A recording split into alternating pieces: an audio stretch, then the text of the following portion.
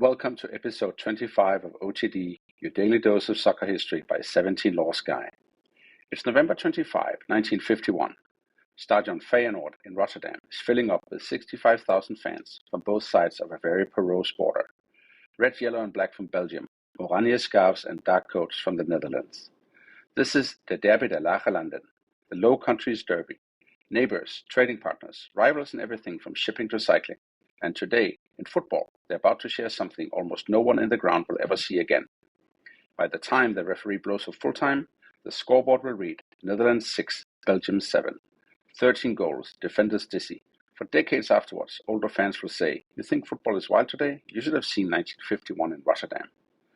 To understand how we got to a 7-6 international scoreline, you have to go back to what Belgium versus Netherlands meant in 1951.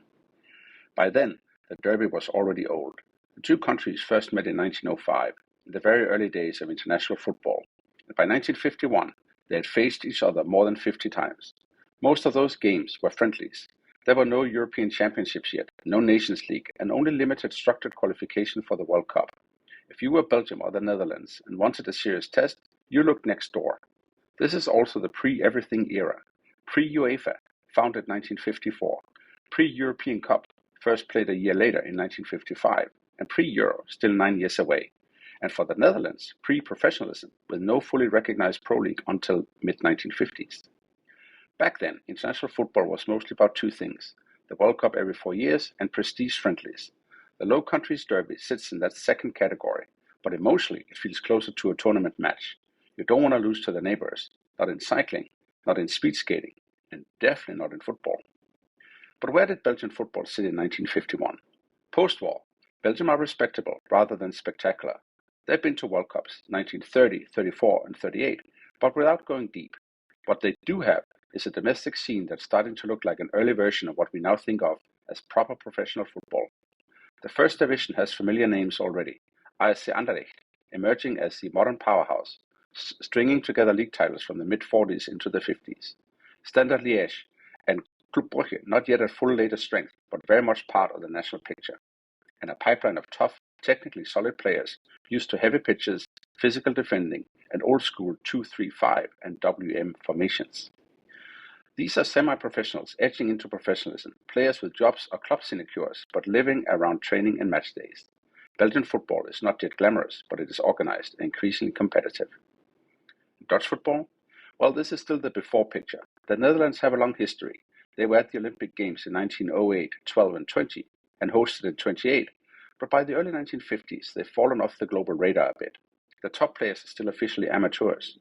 Many clubs are still running along almost gentlemanly lines, and the Dutch FA is wary of professionalism and wary of players leaving for foreign clubs. That's about to change. Dutch stars like Vaas Wilkes and others will head abroad and force the professionalization question.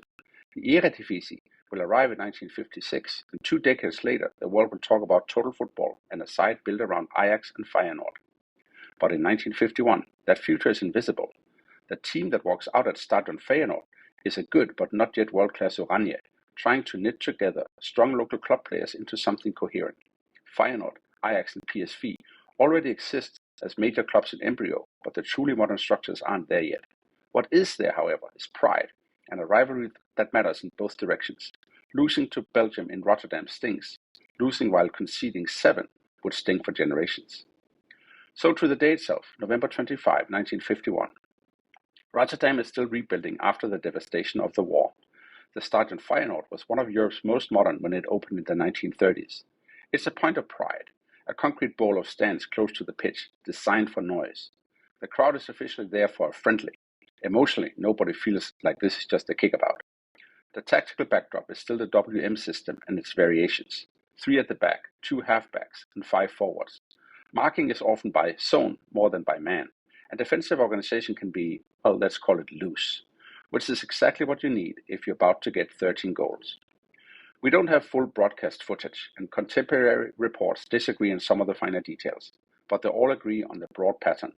Belgium starts sharper, more direct, and quickly take control of the scoreline. The Netherlands keep clawing their way back, only to be hit again and again. From the opening minutes, Belgium press high and play fast. The forwards pull wide, the inside forwards drop into little pockets, and Dutch defenders struggle with the movement. After less than 10 minutes, Belgium is ahead 2-0, both goals scored by Paul Arnoul. The Dutch forwards, emboldened by the need to rescue pride in front of their own fans, stopped dropping deep and started attacking channels. And in the span of 1 minute at the midway point in first half, Oranje strikes twice and equalizes by Abelenstra and McClavan. But on it goes. Paul Arnoul completes his hat-trick, and Abelenstra equalizes again. It's 3-3 by halftime. This is the part where honest defenders of both sides have nightmares for years. Every time Belgium looked like they put it to bed with another goal, the Netherlands hit back almost at once. Right from the start of second half, it continues.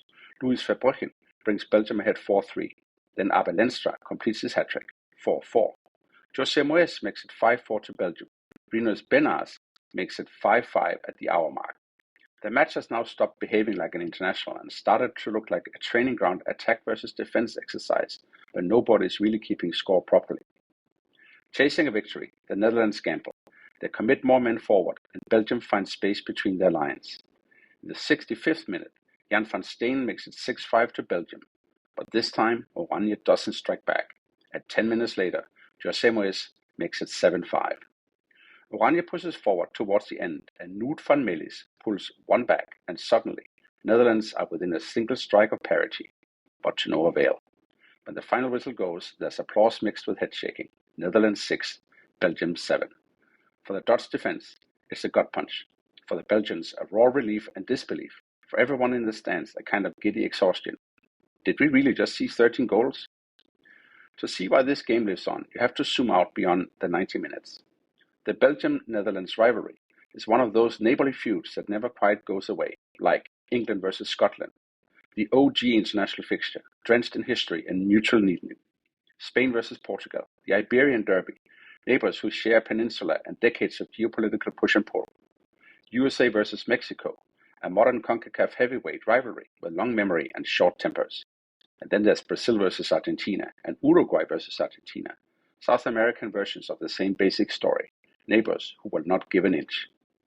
Belgium versus Netherlands fits right into that pattern. Two smallish countries in European terms, sharing borders, trade and culture. Two leagues that rate each other's talent, and two national teams that, for long stretches, feel like they're on a slightly different timeline. Belgium more prominent in some eras, the Dutch more dominant in others. And where does 7-6 sit in the broader history of international scorelines? Even in the early days of the game, 13-goal internationals are rare.